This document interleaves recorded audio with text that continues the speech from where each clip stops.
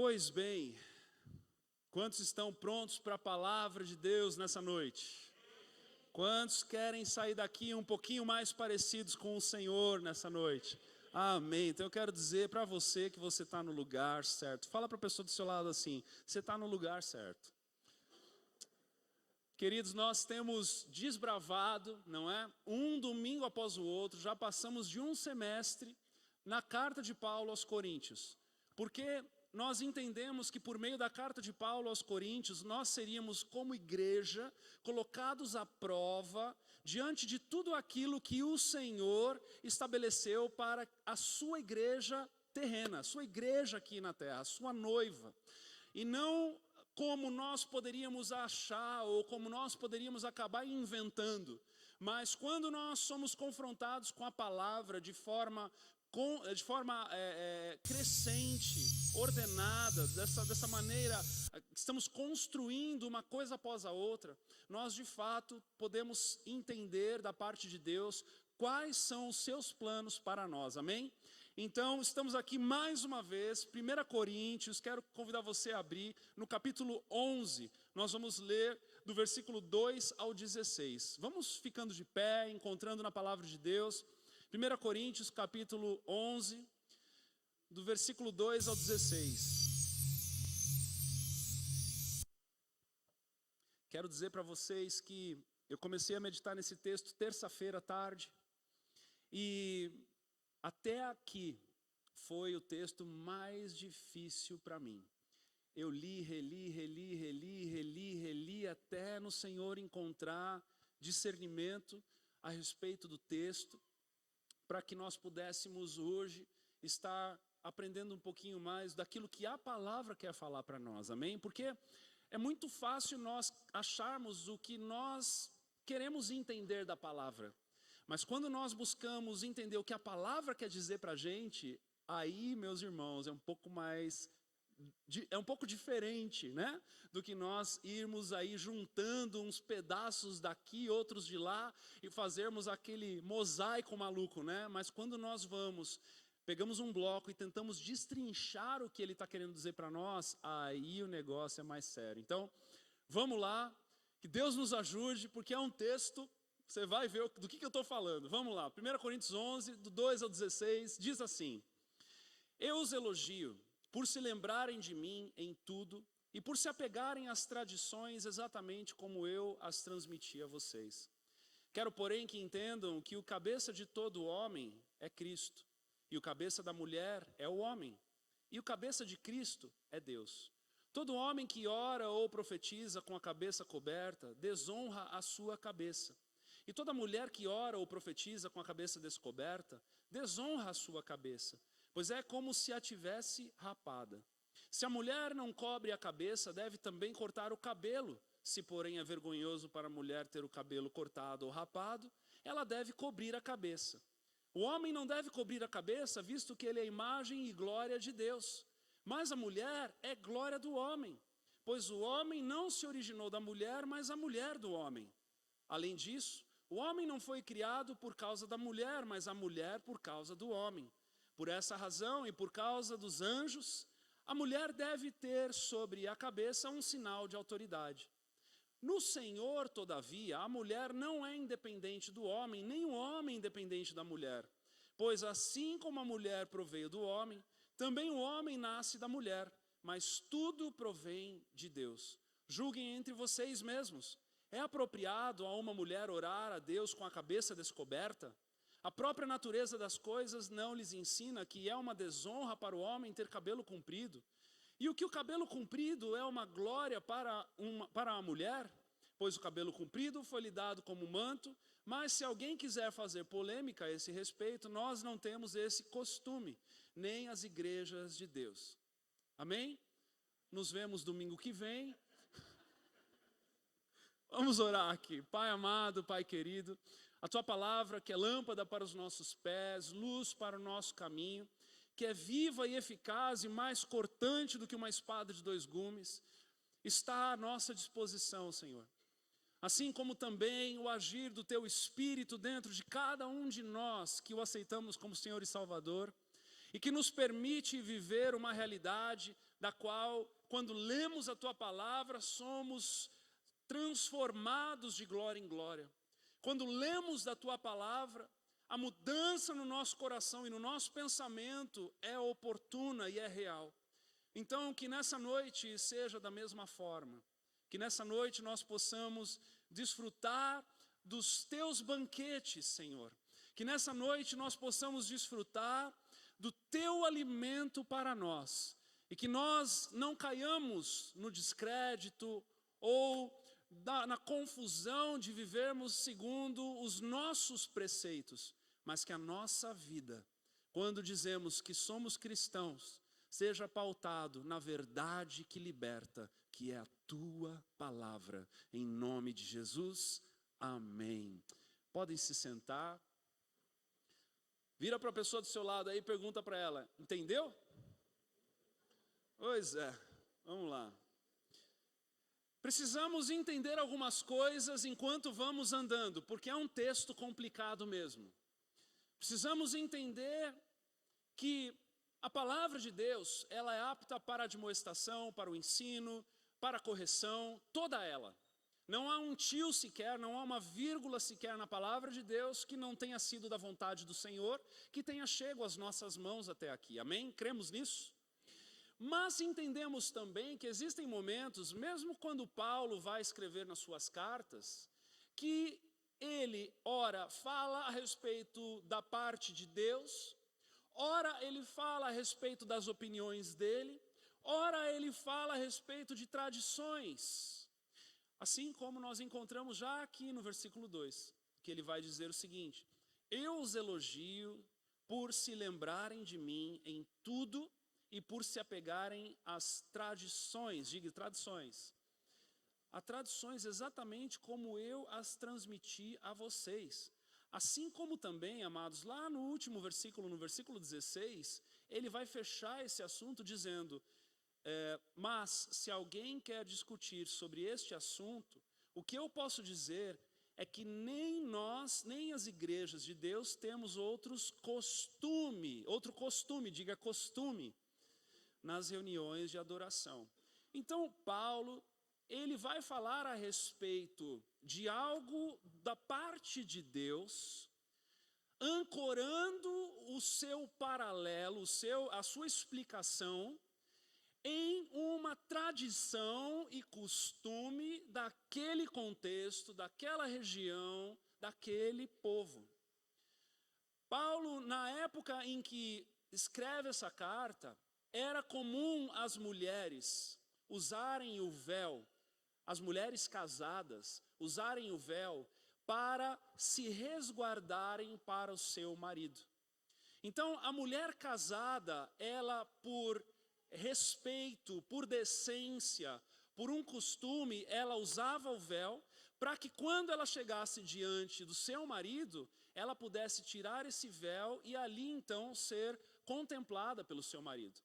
Se Paulo fosse escrever uma carta hoje e tratar esse assunto, provavelmente ele usaria a palavra decote, ele usaria a palavra fenda na saia, talvez ele usaria o contexto do qual nós estamos inseridos, porque hoje, confesso contigo, que se nós estivermos andando na rua e encontrarmos uma mulher com o véu na cabeça, nós acharemos que ela talvez seja até uma muçulmana, não é verdade? Porque não faz parte do nosso costume. Amém? Nem da nossa tradição. Assim como também, para o homem, naquela época, quando ele andava no sol escaldante do deserto, ou quando ele ia de um lugar para o outro, ele colocava como um chapéu, ou como alguma coisa, cobrindo o seu rosto do sol, mas que quando ele chegava nestes lugares onde ele iria conversar com alguém, ou tornar-se conhecido para alguém, era desrespeitoso permanecer com algo na cabeça, então ele retirava. Um turbante, né? ou no costume do judeu, um talit para a oração, né? Então, dentro desse contexto, era comum, mas quando o homem ia orar, dentro agora desta realidade, dentro desse contexto, ele, para que pudesse se passar como um homem respeitoso, ele descobria o rosto e ele orava sem nada na cabeça. Amém, amados? Tendo dito isso, agora nós podemos entrar um pouco no texto. Versículo 3 ele diz: quero, porém, que entendam. Aqui Paulo diz, olha, eu vou falar de algumas coisas, eu preciso que vocês entendam algo. Eu preciso que vocês compreendam algo. Independentemente, agora aqui, ensinando, independentemente dos usos e costumes, independentemente do contexto das tradições, existe uma mensagem que Paulo faz questão de ensinar ao seu povo nesta igreja. E ele diz que o cabeça de todo homem é Cristo. E o cabeça da mulher é o homem. E o cabeça de Cristo é Deus. Amados, esta é a ordem natural do lar. Esta é a ordem instituída pelo Senhor desde o início. Se você, talvez, que já é cristão há mais tempo, já tenha visto uma figura que explica isso, de alguns guarda-chuvas, um embaixo do outro, onde nós encontramos um grande guarda-chuva que tem o nome de Cristo. Embaixo desse guarda-chuva de Cristo, temos ali o marido. Embaixo do guarda-chuva do marido, a esposa. Embaixo do guarda-chuva da esposa, os filhos. Esta é a ordem de autoridade natural em que Deus estabelece para a sua igreja.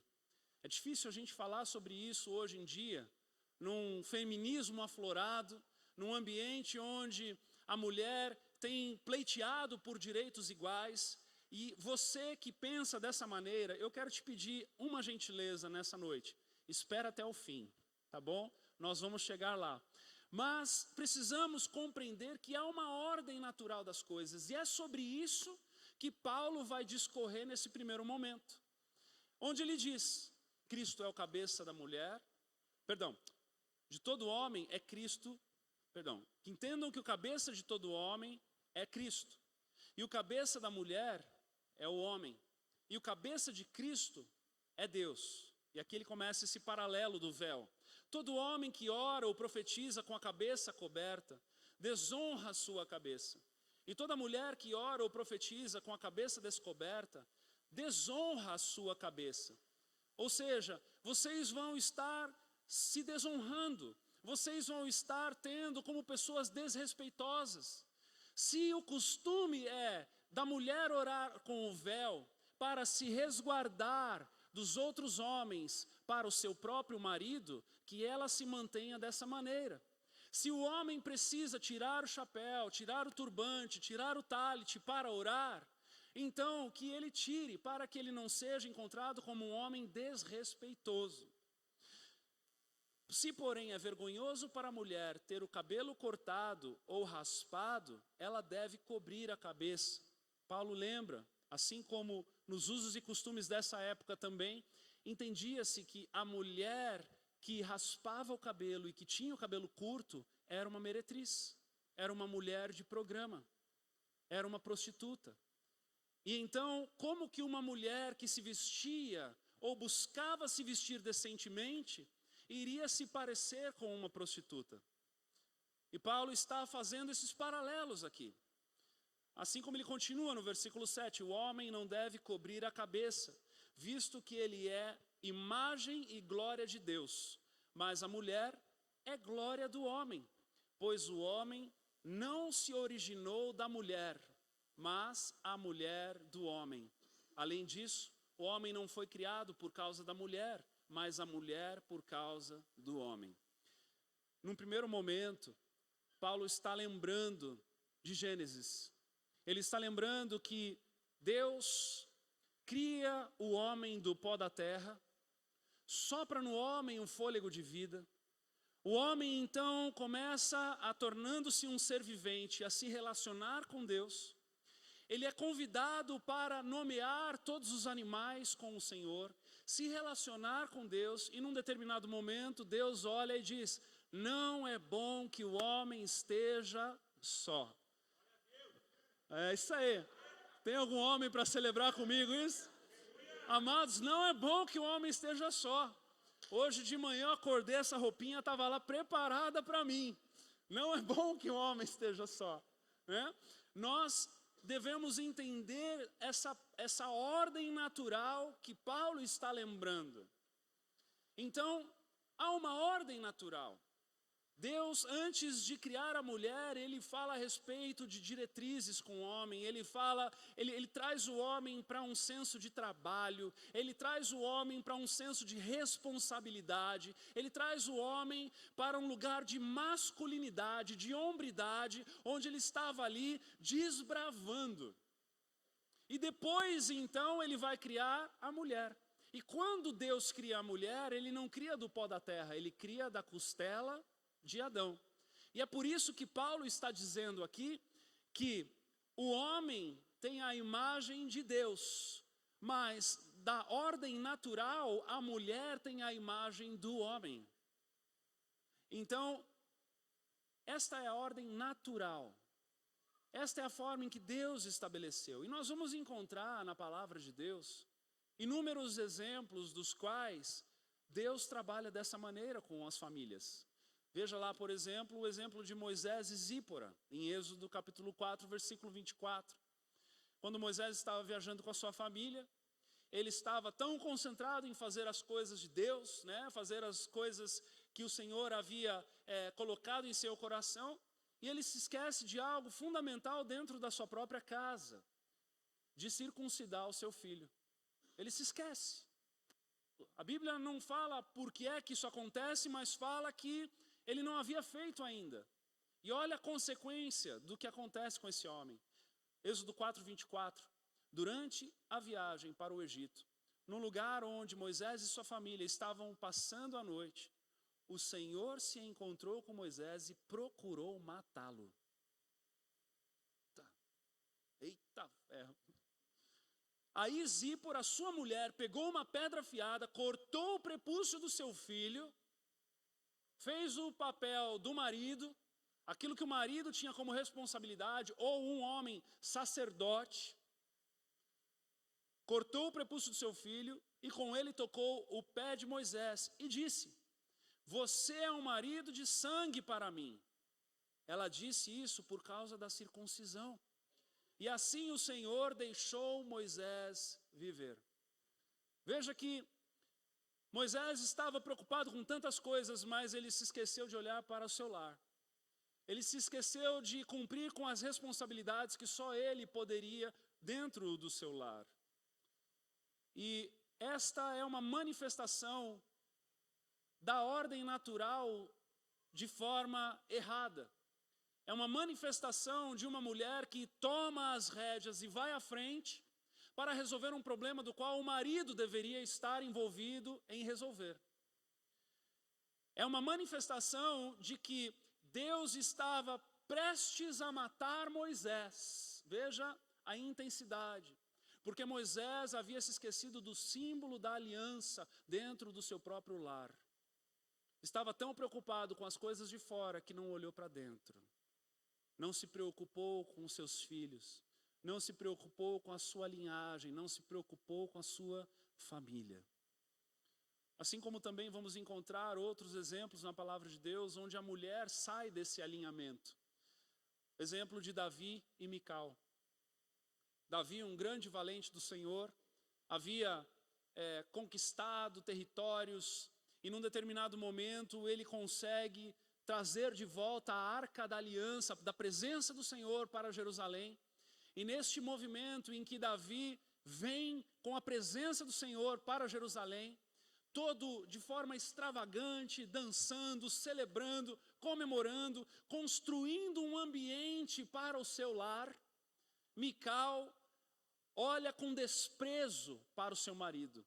2 Samuel 6,16 vai dizer assim: aconteceu que, entrando a arca do Senhor na cidade de Davi, Mical, filha de Saul, observava de uma janela. E ao ver o rei Davi dançando e celebrando perante o Senhor, ela o desprezou em seu coração.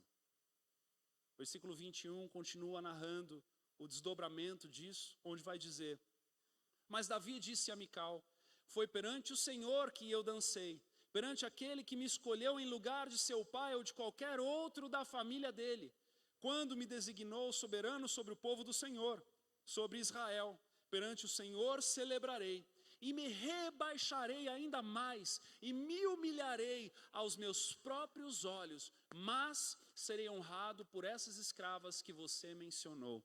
E até o dia de sua morte, Mical, filha de Saul, jamais teve filho. Mical desprezou a presença de Deus em Davi, e Davi, consequentemente, desprezou Mical. Veja, mais um exemplo, onde o homem estava ali, ansioso em conduzir o seu lar, a sua casa, o seu reinado, os seus negócios, com a presença de Deus, e a mulher olha para aquilo com desprezo, ignora a postura nobre daquele marido e desdenha dele. E, consequentemente, aquele homem, então, começa a desdenhar dela. Veja como é necessário nós entendermos esta ordem natural, meus irmãos. Como é necessário nós colocarmos o nosso lar em um constante raio-x, para buscarmos entender qual é o papel de cada um dentro dessa jornada. Qual é o papel de cada um dentro desta vida de fé que nós temos com o Senhor. Não adianta nós estarmos em um contexto de progressismo cultural, onde as mulheres buscando seus próprios direitos como que se fossem inferiores aos homens, e nós já vamos chegar lá, calma, mas que começassem agora, por conta disso, a desdenhar da ordem natural em que Deus estabeleceu as coisas. Deus coloca o marido como cabeça no lar, e este é o papel do homem, ainda que às vezes ele pareça mais um cabeção. É papel do homem conduzir o lar. É papel do homem ser o provedor. É papel do homem ser aquele que tem planos e projetos para a família. É papel do homem saber para onde o lar está indo. É papel do homem delimitar, colocar barreiras, restrições a respeito de tipos de entretenimento, tipos de coisa que se ouve dentro de casa, tipos de coisa que se estimula. É papel do homem saber como a casa vai e promover cada vez mais um ambiente onde Deus é bem-vindo, onde Deus é celebrado, onde Deus é estudado, conhecido, adorado, exaltado, entronizado. É papel do homem olhar para o altar do seu lar e ver se tem alguma coisa ali no lugar de Deus e destronar esse altar. É papel do homem olhar com diligência para essas coisas. É papel do homem entender qual é o teor de músicas que estão sendo tocadas dentro do seu lar e o que está sendo construído no interior dos pensamentos dos filhos, da esposa. É o nosso papel, meus irmãos. Elevarmos o nível do nosso lar para um lugar onde Deus é celebrado. Onde Deus é celebrado em todas as coisas, de todas as formas. Como a tua esposa tem andado por aí, se vestido. O que vocês têm assistido quando vocês sentam naquele sofá gostoso para descansar? É gostoso descansar. Mas precisamos nos lembrar que a nossa mente, o nosso coração não é pinico. Amém? Precisamos entender essas coisas. Eu cresci num lar onde tinha uma televisão, ela ficava meio escondida, mas ela estava lá. E eu me lembro de algumas vezes assistir um pouquinho de novela. E eu não sei se você já teve essa percepção, mas é incrível, queridos, como estes seriados agora, que está na moda, né, no Netflix, você agora assiste quando você quer, como você quer, quanto você quer. Antes você tinha que esperar o dia seguinte para assistir mais 30 minutos daquilo, né? Mas como tudo isso é algo progressista.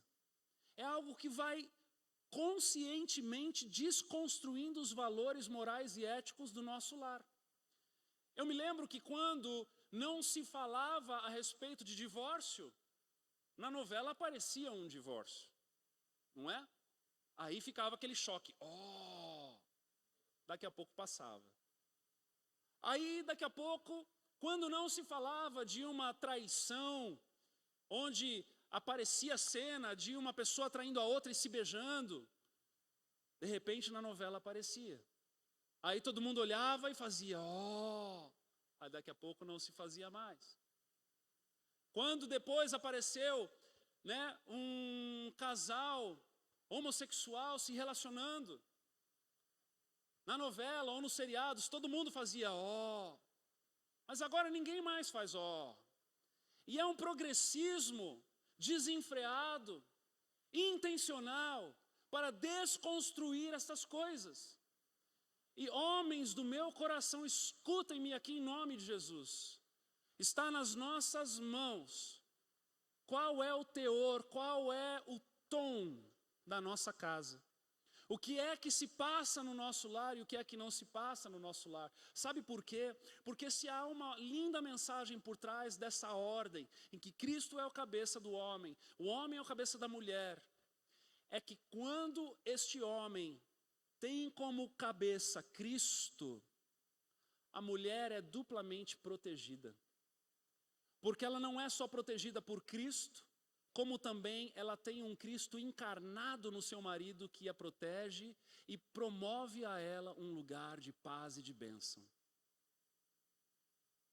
Enquanto algumas pessoas olham para isso de uma perspectiva opressora, que é uma perspectiva demoníaca, que é uma perspectiva errada, que é uma perspectiva que já foi desconstruída por conta dos valores da terra, nós que amamos ao Senhor de todo o nosso coração e sabemos que Ele tem planos de paz a nosso respeito, olhamos de uma outra perspectiva e encontramos uma dupla honra na vida da mulher, onde ela tem o privilégio de não somente ter Cristo como seu cabeça-mor, como também o Cristo encarnado no papel do seu marido, sendo provedor, sendo acolhedor, sendo aquele que conduz a uma direção de bênção, sendo aquele que está ao lado para vencer, para romper, para ir à frente abrindo caminho. Amém?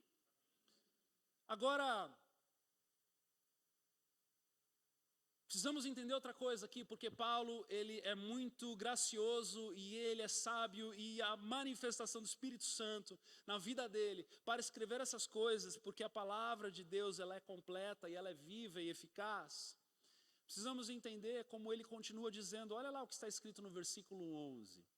Diz assim, no Senhor, todavia, a mulher não é independente do homem, nem o homem independente da mulher. Versículo 12, pois assim como a mulher proveio do homem, também o homem nasce da mulher, mas tudo provém de Deus. O que isso quer dizer nessa conversa? Isso quer dizer que sim, existe uma ordem natural.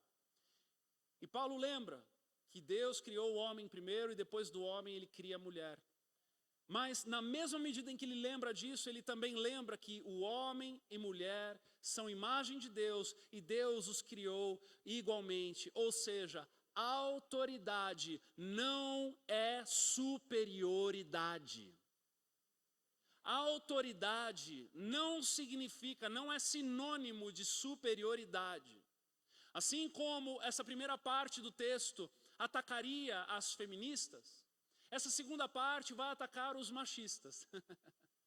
Porque vai dizer que a autoridade é um sentido de ordem.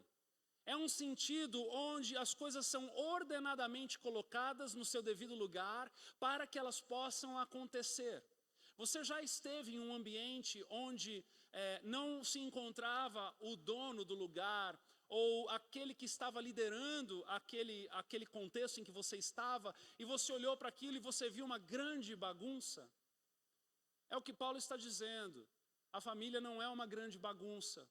A família, ela tem ordem, ela é ordenada.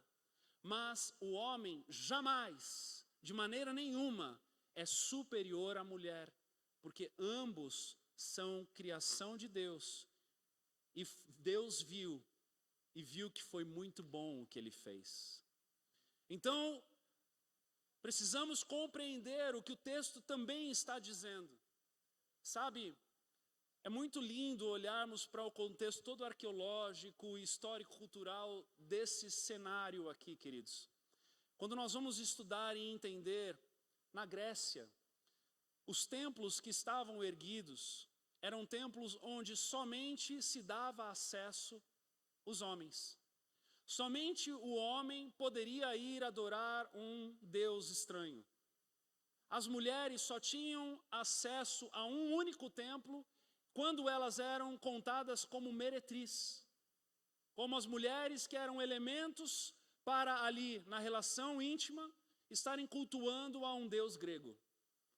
Aí vem o cristianismo, aí vem Jesus, que não somente restaura a monogamia, que não somente restaura a mulher para o homem, que havia sido desconstruído, e nós olhamos para o Antigo Testamento e encontramos inúmeros casos de poligamia, ao extremo de Salomão, de ter 1000 mulheres. Jesus vem para restaurar o homem para a sua mulher e a sua mulher para o homem. Como também ele vai dizer agora, vocês estão aí adorando esses falsos deuses, onde no templo só pode entrar o homem. Agora eu vou dizer o seguinte, não somente a mulher vai poder entrar no templo, mas ela se tornará também o templo. Ela se tornará também a habitação da pessoa do Espírito Santo. Então, não só é restaurado a monogamia, não só é restaurado a mulher ter acesso ao templo, como ela se torna também, assim como o homem, o templo do Espírito Santo. Então, meus irmãos, a Bíblia não tem machismo e feminismo, a Bíblia tem teocentrismo. E no teocentrismo, o homem e a mulher são amados, são primícias do Senhor. Mas no lar é necessário ordem. Vocês estão entendendo? No lar é necessário ordem. No lar a mulher tem que se sentir protegida. E ela vai se sentir protegida de várias formas em que nós, homens, nos posicionamos. Pagando as contas, suprindo, sendo atenciosos com as coisas, que rumo as coisas estão tomando, quais são as coisas que estão sendo aprovadas dentro de casa, não é? Não de forma autoritativa, não de forma machista, mas num diálogo, numa relação de amor e intimidade, assim como o homem desenvolve a sua intimidade com Cristo Jesus. Quanto mais nós lemos a palavra de Deus, meus irmãos, nós estamos aqui com essas portas abertas há 11 anos. E há 11 anos temos pregado o Evangelho. E há 11 anos, aqueles que estão permanecendo e de forma rítmica, estando conosco, ouvindo a palavra, estão tendo o privilégio de conhecer um Deus verdadeiro da maneira em que Ele decidiu ser conhecido. E isso resvala em todas as áreas da nossa vida. Isso resvala como nós lidamos com as finanças. Isso resvala como nós lidamos no nosso casamento. Isso resvala como nós lidamos com nossos filhos. Isso resvala como nós envelheceremos. Porque quanto mais nós nos aproximamos de Deus, mais nós temos o privilégio de vivermos uma vida da forma em que Ele decidiu que nós tivéssemos. E mais nós abandonamos as nossas loucas ideias que nos levariam ao fracasso, à perda, à confusão, à desordem. Irmãos, o mundo já tem maldição suficiente, pedras de tropeço suficientes, para que nós estejamos por aí como que soltos. E o que o Senhor quer por meio da sua palavra é colocar uma âncora de fé e de prosperidade na nossa vida. O que o Senhor quer por meio da sua palavra é nos lembrar que existe uma forma correta de se viver. Quantos vão para a igreja para se casar achando que ali é uma porta de passagem e se esquecem que o mesmo Deus que estabeleceu o casamento foi o mesmo Deus que criou a mulher para o homem e o homem para a mulher? Quantos se esquecem de que quando nós vivemos uma vida matrimonial, não vivemos na medida em que nós achamos que deve se viver, mas devemos viver da forma em que as coisas funcionam e dão certo. Muitas mulheres hoje vivem um ambiente de mães solteiras ou divorciadas, e nós nos entristecemos muito. E muitos homens, de verdade, olha, me perdoem o uso da palavra, mas são verdadeiros covardes, que abandonam essas mulheres com criança na mão e vão viver uma vida louca por aí. Essa é a verdade. Mas a palavra de Deus nos aponta um caminho de ordem, de decência.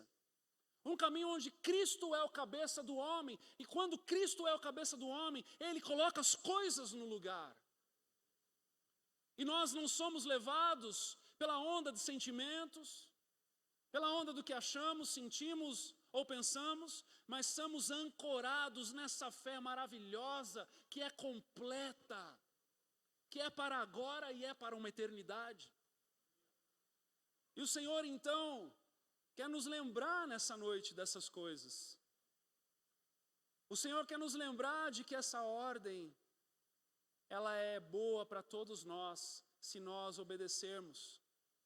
Assim como também nos lembrando que essa autoridade, ela não é superioridade. Veja que na primeira discussão matrimonial da Bíblia, o próprio Deus faz questão de mostrar com quem ele deve falar e quem é que devia estar botando as coisas no lugar. Gênesis capítulo 3, versículo 8. Nós sabemos que a serpente vai conversar com Eva, não é? Vai conversar com Eva, vai lá soltar aquela lábia, dizer coisas que ela gostaria de ouvir. E Eva então come do fruto, dá ao seu marido que também come, que estava com ela. E aí Deus vai fazer uma visitinha para eles. Gênesis 3:8 diz assim: ouvindo o homem e sua mulher os passos do Senhor Deus, que andava pelo jardim quando soprava a brisa do dia. Uau! Até aqui quando você lê, né, você pensa na brisa soprando, você mal imagina o que está por acontecer, né? Esconderam-se da presença do Senhor Deus entre as árvores no jardim.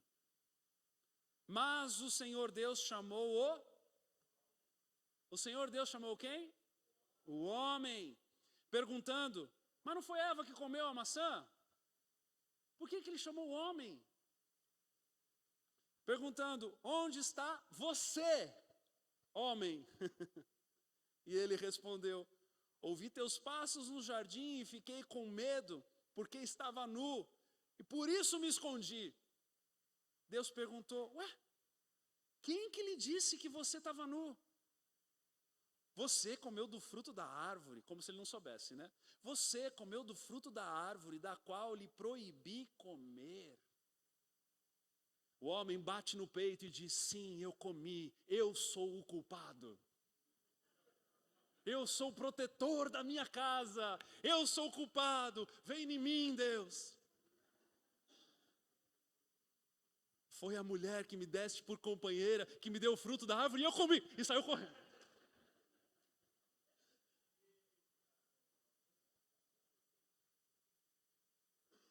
Covardia. Uau, dureza, né? Entendem? Eva não era inferior a Adão, de maneira nenhuma. Eva é tão criação de Deus como Adão. Homem e mulher, Deus os criou. Mas quando o pau quebrou, Deus foi atrás de Adão. Por quê? Porque Adão é o cabeça. Adão é o cabeça. Meu irmão, se você não está trazendo tua esposa para a igreja, se você não está trazendo teus filhos para a igreja, se prepara, que Deus vai bater aí na porta do teu coração e te confrontar. Porque a responsabilidade é tua. A responsabilidade de dosar o teu lar nos ensinos do Senhor, a responsabilidade de dosar estas coisas e o relacionamento está nas tuas mãos. Agora, terceiro e último ponto dessa mensagem, que foi uma macarronada na minha cabeça essa semana inteira, mas Deus é gracioso e bondoso, e glória a Deus pela pessoa do Espírito Santo, que não deixa a palavra vazia, mas nos enche de revelação. Primeiro, Precisamos nos lembrar dessa ordem natural no lar. Segundo, autoridade não é superioridade. Então, todo feminismo e todo machismo caem por terra. Mas, precisamos nos lembrar também, terceiro e último ponto, que homem e mulher têm diferenças naturais. Homem e mulher têm diferenças naturais. Mas, pastor, isso é óbvio. Por que a Bíblia faz questão de dizer isso? Hoje em dia, será que tem sido tão óbvio assim? Não sei. Versículo 13. Julguem vocês mesmos. Será que é certo que num culto de adoração, a mulher ore a Deus sem estar com a cabeça coberta? Pois a própria natureza ensina que o cabelo comprido é uma desonra para o homem. E aqui, de novo, precisamos entender o princípio da questão cultural. Como que Paulo, sabendo que todo voto de Nazireu era um homem que permitia que não cortar os seus cabelos e o seu cabelo era comprido, como que em tantos outros contextos culturais no mundo, como por exemplo na era medieval, um homem ele era dotado de autoridade e quanto mais autoridade, mais se media na sua patente o comprimento do seu cabelo. Precisamos entender que o que Paulo está falando é a respeito de um princípio, usando o contexto cultural e o costume daquela época. Mas ele vai dizer a respeito do que a própria natureza ensina. Nós sabemos, meus irmãos, que o cabelo da mulher cresce, por exemplo, muito mais rápido do que o do homem. Tem alguns homens que nem mais crescem. E eu vou olhar assim para o ar, para não olhar para ninguém. Assim como também o homem tem barba, não é? Um resgate que está acontecendo agora, hoje em dia, é que o homem agora não vai mais no cabeleireiro, ele vai no barbeiro, cortar o cabelo. Isso é bom, olha aí, glória a Deus, Aliás, falando nisso, Mas veja só como nós precisamos entender que deve haver um resgate, e não somente um resgate, mas uma celebração dessas diferenças. O que Paulo está dizendo é isso, Parece até o discurso de uma antiga presidente, mas homem é homem, mulher é mulher. Homem é homem, mulher é mulher, meus irmãos, e nós precisamos celebrar essa diferença. Nós precisamos celebrar a masculinidade, amém? O desbravador, Aquele cara que aguenta mais pancada, o visionário, corajoso. Não é verdade que homem, eu me lembro uma vez que eu ouvi uma frase, que homem, ele só muda o tamanho do brinquedo, Quando ele é criança, ele brinca com carrinho. Quando ele cresce, ele brinca com carro de verdade, E existe um desejo no coração do homem dele se tornar alguém, dele fazer algo de relevante, dele desbravar um caminho, um novo caminho, cortar os cordões umbilicais e viver uma independência. Eu me lembro que há 4 anos, mais ou menos atrás, quando eu comprei um terreno aqui nos confins de Mato Preto, a gente comprou um terreno que era uma mata virgem. E, meus irmãos, eu fui numa agropecuária mais faceiro que o Indiana Jones. Comprei uma galocha daquelas com couro, com cordinha, para amarrar, botar a calça para dentro. Comprei um facão, aí alguém falou para mim, você tem que comprar um facão, pastor, que é feito de mola de Kombi. Eu falei, eu fui atrás desse facão. Gente, sou piá de prédio, eu cresci em São Paulo, São Paulo não tem isso, E aqui, acho que todo carro de um homem tem pelo menos um facão dentro, Mas não era a minha realidade. Então fui lá, comprei o facão, marquei com o Júnior, vamos lá no terreno, vamos fazer uma clareira lá, vamos desmatar um pouco aquele negócio. E eu fui lá, parei o carro na frente, saí, comecei com o facão a derrubar a árvore e fazer aquelas coisas, O Ibama que não me escute, brincadeira, não fiz nada de errado. E comecei a fazer aquilo tudo. De repente, meus irmãos, a hora que eu olhei para o meu pé, tinha umas formigas que subiram até aqui assim, sem brincadeira, elas eram desse tamanho assim, Eu sei que o facão pulou para um lado, eu pulei para o outro, saí correndo atrás. Júnior, estou cheio de formiga no pé. Mas a gente está buscando desbravar. né? Talvez para você uma realidade dessa é muito comum, não era a minha, né? A minha realidade é que com 14, 15 anos eu estava andando de ônibus e metrô em São Paulo, de um lado para o outro, independentemente, né? Talvez você ainda chegue lá e não saiba como fazer isso, né? Eu estava lá com 15 anos fazendo isso. Então são realidades diferentes, mas essa masculinidade que há no homem, esse senso de desbravar, de aguentar mais pancada. Às vezes as mulheres dizem para o homem, nossa, meu marido é muito frio, meu marido ele não chora, meu marido, né, claro que tem exceções aí, eu não estou agora aqui, entendam o que eu estou falando, tá, queridos? Tem homem que chora mais que a mulher, tem o homem que, enfim, tem diferenças aí, mas num modo geral, os homens eles são mais focados nas coisas, eles vão adiante, eles aguentam tranco, são mais corajosos, eles têm essa virilidade, essa força, né? Não tem uma semana que não passe que a Ju não chegue com um pote para mim abrir, porque ela não consegue abrir um pote de conserva, ou um vidro, né? São coisas que fazem parte. E enquanto o mundo, preste atenção no que eu vou lhe dizer, enquanto o mundo tem buscado desconstruir essas coisas, nós precisamos nos lembrar de que isso glorifica ao Senhor. Sabe por quê? Porque essa diferença do homem e da mulher foi Deus quem fez. Foi Deus quem criou. E nós então precisamos celebrar e valorizar essas coisas. Assim como, né, na feminilidade, a mulher ela é mais graciosa, não é? Os irmãos, eu tenho dó dos meus irmãos quando eu chamo para tomar um café na minha casa, porque é um café corajoso quando eu faço, né? Ele vem sozinho, não tem mais nada.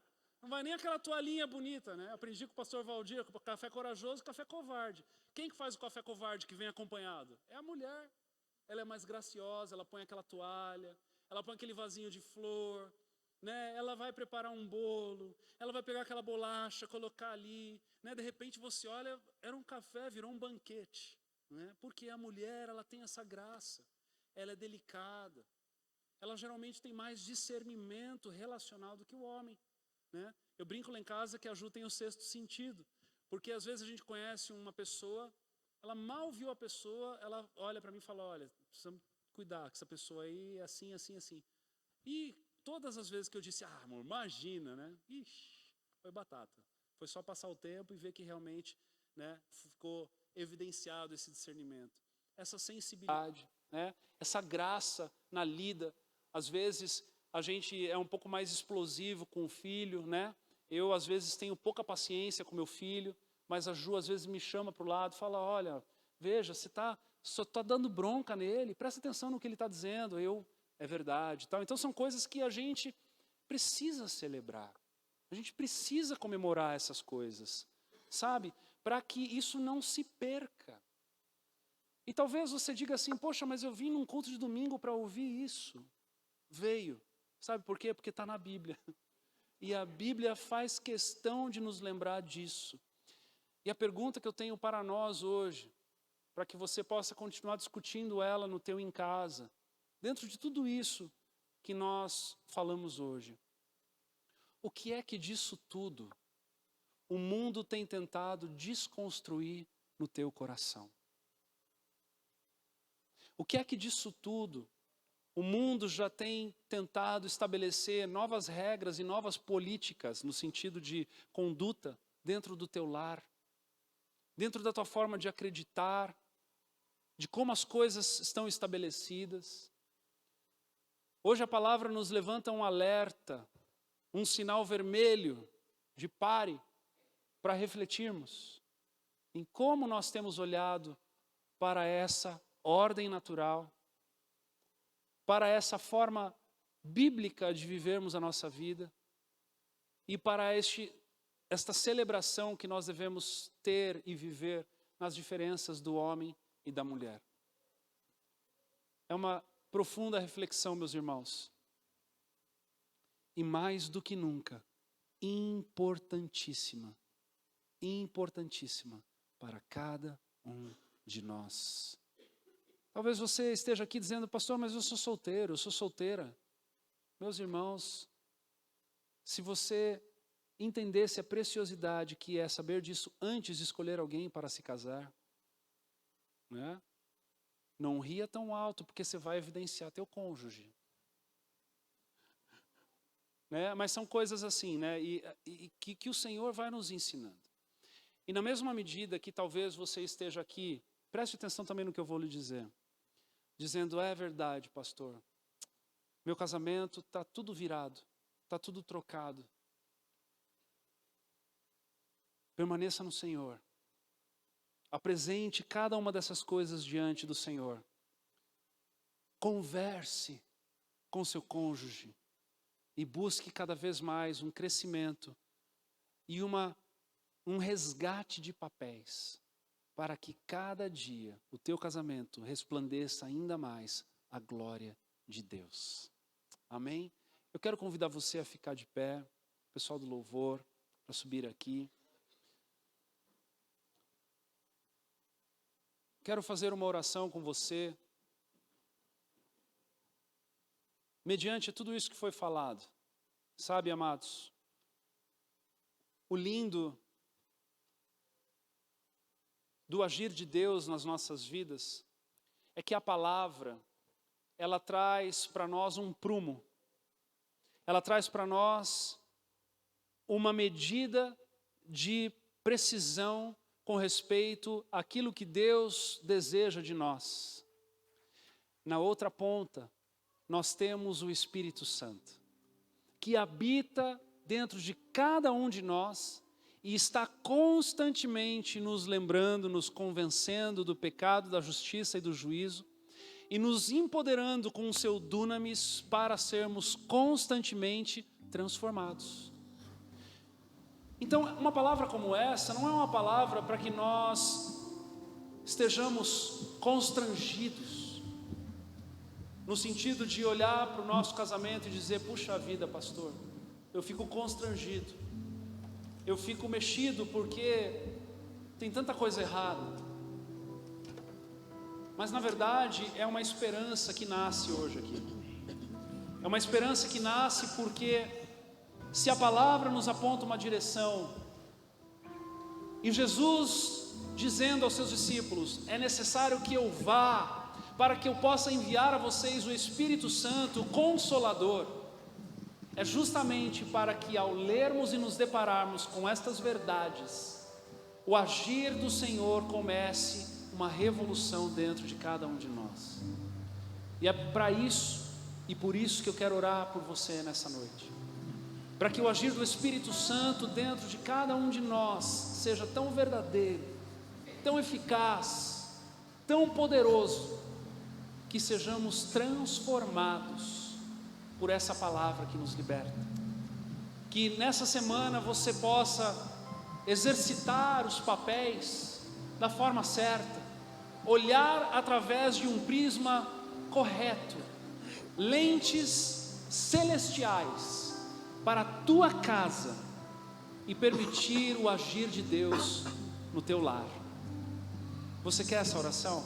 Eu quero essa oração para mim, porque não há nada tão bom que não possa melhorar, não há nada tão ajustado que não possa ainda ser mais edificado pelo Senhor. Eu quero isso para mim, eu quero isso para você. Eu quero ouvir os bons testemunhos, eu quero ouvir o agir de Deus no teu lar, eu quero ouvir as boas novas em que o Senhor está prestes a fazer, porque sabe o que Ele precisa de nós? Somente um coração contrito e quebrantado, disposto a acertar, a ouvi-lo e a obedecê-lo. Em nome de Jesus, vamos orar então. Pai amado, Pai querido, nós apresentamos tudo isso diante de Ti. E sabemos que muitas das vezes na força do braço se torna algo tão distante. Num mundo que jaz no maligno, num mundo onde há uma fluidez, uma diluição destes valores e princípios, num mundo em que as trevas clamam por uma confusão, nós encontramos no Senhor vida abundante.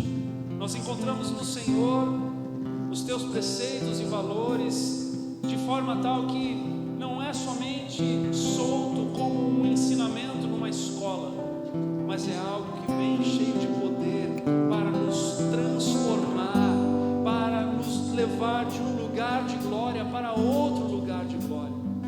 E é isso que nós pedimos aqui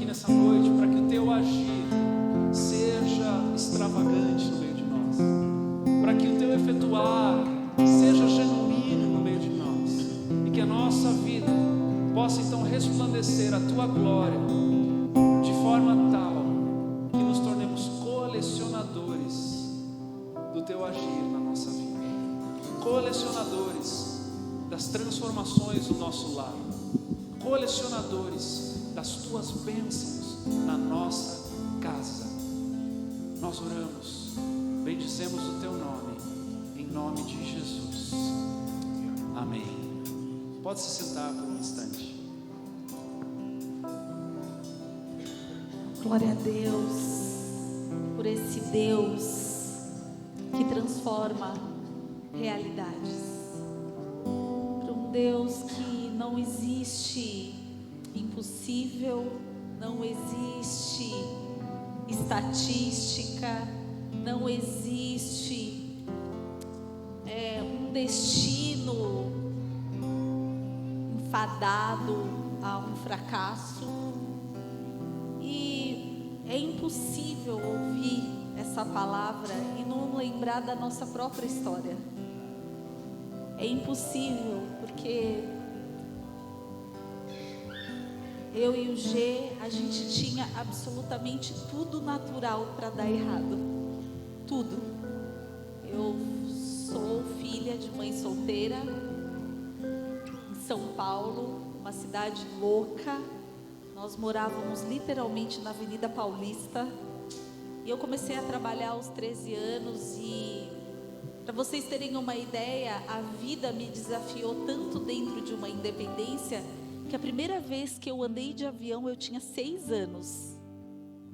Aos 7 anos eu já ia e voltava para a escola sozinha, atravessando avenidas em São Paulo, e ficava sozinha em casa. A vida, ela gerou em mim, pelas circunstâncias, uma mulher muito independente, muito dona de si, e vendo uma outra mulher muito forte, muito independente, né? E falando realmente que não dava para contar com homem nenhum, que homem não prestava. Então, quando eu conheci o G na igreja, ele também é filho de pais divorciados, criado por uma mãe muito forte também. Uma mulher, uma empresária, chefe, com muitas pessoas ali debaixo dela. Então para ele também era natural essa mulher forte. E a gente começou a se relacionar e as pessoas olhavam e falavam: meu Deus, não existe a menor possibilidade disso dar certo. E amados, a gente começou o nosso casamento e era um casamento dentro dessa realidade, dessa perspectiva. Mas existia algo que fez toda a diferença: o nosso coração em querer fazer a vontade de Deus. Por mais que naturalmente nós estávamos treinados a sermos pessoas muito distantes dessa palavra que hoje aqui foi citada, que é a vontade de Deus, nós éramos muito distantes disso. Mas havia uma vontade que, além dessa naturalidade, que era de que a vontade de Deus fosse cumprida na nossa vida, de fazer a vontade de Deus. Nós entendemos de que Deus é bom, de que Ele era o nosso Pai, literalmente, e de que papai queria fazer com que a gente vivesse uma vida que nós nunca havíamos experimentado. Mas que para isso era necessário desconstruir algumas coisas e deixar Ele construir. A palavra de Deus diz que Jesus, Ele é o oleiro é aquele que faz o vaso. Existe esse paralelo, né, de que nós somos o vaso e de que Ele é o oleiro. E muitas vezes, amados, a gente precisa deixar o oleiro desconstruir e fazer de novo. E quando a gente permite isso, o Senhor então começa a nos moldar e a gente vai se encontrando com uma versão que era sempre aquela que era para ser. Por mais que na hora da desconstrução doa, quando Ele começa a formar, você fala: uau, meu Deus, Deus. Existia uma carga sobre mim que não era para estar em mim. Um dia minha pastora, nossa pastora em discipulado, disse assim: olha, vocês vão ter que desconstruir algumas coisas para isso dar certo. Se vocês amam o Senhor acima de todas as coisas, e se vocês desejam realmente que esse casamento dê certo, vocês vão ter que dar alguns passos para isso. E esses passos doeram. Mas quando o Senhor colocou a mão e começou a construir, meus amados, você olha e você fala assim: uau, isso faz muito sentido. Como é bom estar aqui. Como é bom, para mim, no caso, ser mais aquela mulher independente, mas ter o meu marido como porto seguro, ter um lugar, ter um ombro, ter uma pessoa que quer cuidar de mim. Ser não somente a revelação de Deus Pai, mas olhar para o meu marido e olhar para ele como alguém que eu possa contar, que até então não era uma realidade para mim. E o meu marido se descobrir nesse lugar que até então não era uma realidade para ele. E o Senhor começar a fazer essa obra de resgate, resgatando a Juliana. Não é que eu passei a ser uma outra pessoa. Tudo aquilo que eu vivi serve para eu ser quem eu sou hoje, compreender as coisas que eu compreendo hoje.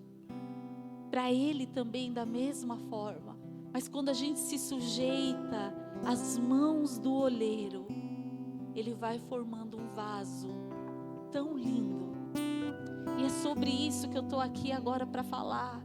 Sobre o propósito que a gente encontra na nossa vida quando a gente entende que Deus é o Criador, Ele nos criou e existe um propósito para as nossas vidas.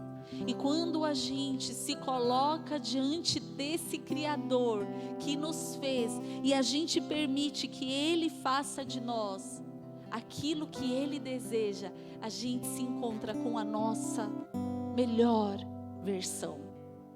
Aliás, não é nenhuma versão, a gente se encontra com aquilo que era para nós sermos desde sempre. Isso é harmônico, isso é a maior busca que você pode ter na vida. É quando esse vazio que existe dentro de cada um de nós é preenchido com a presença de Deus. E a partir disso, a gente se encontra com quem a gente deveria ser. Porque a palavra de Deus diz que Ele nos teceu no ventre da nossa mãe. E Ele tinha planos. E muitas vezes essas circunstâncias todas da vida vai nos tirando desse plano, vai nos tirando desse lugar, vai nos tirando da vontade de Deus, porque o homem decidiu isso. Lembra Adão, quando ele resolve pecar, ele então decide tomar os passos dele, ele decide ser independente de Deus, e nós vivemos até hoje. O pecado foi instalado e a gente vive essa realidade até hoje. Mas Cristo Jesus veio e falou assim: não, eu quero resgatar o Éden. Sabe quando Deus se encontrava com Adão todas as tardes? Jesus então veio e resgatou esse jardim. Hoje há a possibilidade de nós nos encontrarmos com Deus de novo. E o Senhor fala assim: filho, filha, eu quero revelar para você o teu desígnio, o teu propósito, a tua existência, a melhor maneira de você funcionar. Eu sei, porque fui eu que te projetei, fui eu que te criei. Eu sei exatamente o jeito que você pode funcionar no teu potencial, 100% daquilo que você pode funcionar, o lugar aonde você deve estar. E você olhar e falar assim: uau, eu estou no lugar certo, fazendo a coisa certa. E não existe lugar melhor do que esse. Não existe. E só o Senhor pode revelar isso a você. E essa revelação vem através de Cristo Jesus e da sua obra de redenção, a sua obra de reconciliação. Por isso que o Cordeiro é chamado de reconciliador, porque ele nos traz de volta a oportunidade de estarmos com o Pai. E a palavra de Deus, que é para a gente um manual de vida, estamos aqui todo domingo abrindo esse manual, e a cada domingo esse manual é lido em comunidade, e a gente fala assim, vamos ver o que o Criador espera de nós. E a gente vai se moldando a esse manual. Esse manual diz que quando a gente crê dessa obra de resgate de Jesus, de todo o nosso coração, a palavra de Deus diz que Ele está à porta, que Ele bate, e aquele que abrir, Jesus diz assim, olha, aquele que abrir, eu quero preparar um banquete, uma ceia. Sabe, isso significa que Jesus, Ele quer sentar na mesa com a gente, porque mesa é lugar de intimidade, mesa é lugar de abrir o coração, mesa é um lugar de comunhão. Jesus então quer se apresentar de maneira íntima para nós e preparar o banquete. O banquete é justamente a sua vontade, que é boa, perfeita e agradável. A palavra de Deus diz que Jesus, Ele tem uma vida para nos oferecer, e essa vida é uma vida em abundância, é esse banquete.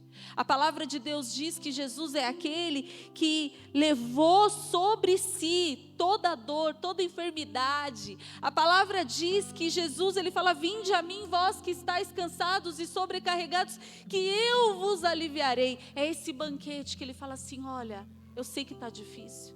Eu sei que existem medos, eu sei que existem traumas, eu sei que existem inseguranças, eu sei que existem dores, eu sei que te machucaram e eu sinto muito por isso, mas eu estou aqui nessa mesa para mostrar para você o que comer, o que fazer, por onde andar, como andar, para que a tua vida seja restaurada, para que os teus sonhos sejam restaurados. Se não há sonho, para que sonhos possam passar a existir, para que esperança possa passar a existir, para que a depressão vá embora, que a falta de perspectiva vá embora. Tudo isso o Senhor tem nessa mesa que Ele quer. Então, eu estou aqui para fazer uma pergunta para você. A grande maioria das pessoas já fizeram essa oração. Eu me lembro o dia que eu fiz a minha. Mas a gente não pode acabar esse culto sem fazer essa pergunta, porque de repente tem alguém aqui ansioso a abrir a porta para Jesus e falar, Jesus, eu quero que o Senhor venha. Eu preciso do Senhor. Eu preciso do Senhor como mãe, eu preciso do Senhor como pai, eu preciso do Senhor como filho, eu preciso do Senhor em todas as áreas da minha vida. Eu preciso da tua direção. E nós queremos dar para você hoje a oportunidade de fazer essa oração, abrindo a porta do teu coração para que Cristo possa entrar. Então eu queria saber, existe alguém aqui que deseja fazer essa oração? Levante as tuas mãos, que eu quero orar por você. Tem alguém aqui? Amém. Tem alguém aqui mais? Não tenha vergonha. A grande maioria aqui já fez essa oração. Amém. Tem mais alguém que queira fazer essa oração, abrindo a porta do teu coração e dizendo, Senhor, sabe, às vezes você já fez isso no passado, mas hoje você quer reafirmar isso. De repente você andou distante, de repente você sente que você precisa renovar essa oração na tua vida, eu não sei. Teu coração pode estar queimando aí. Eu não estou aqui para ficar, sabe, oferecendo algo para você que nem um vendedor, porque na verdade Jesus não precisa de ninguém, é a gente que precisa dele. Eu não estou aqui vendendo Jesus para você, estou te dando uma oportunidade que pode transformar a tua vida de verdade. Você que levantou sua mão, eu quero orar por você, vem aqui, quero fazer uma oração com você. Queria convidar você a vir aqui, eu quero orar contigo. Amém. Amém.